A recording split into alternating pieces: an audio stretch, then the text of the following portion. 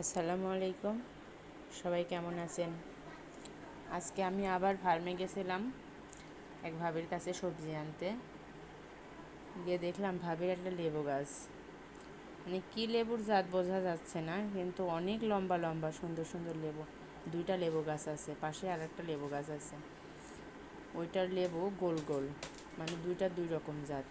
দুইটারই ফলন যথেষ্ট, মানে গোলগুলারও অনেক সুন্দর। এই যে গোলগুলা অনেক সুন্দর, মানে রস কোনটাই বেশি হবে কে জানে, মানে পোক্ত হয়ে গেলে। তবে অনেক ফলন গাছটায়।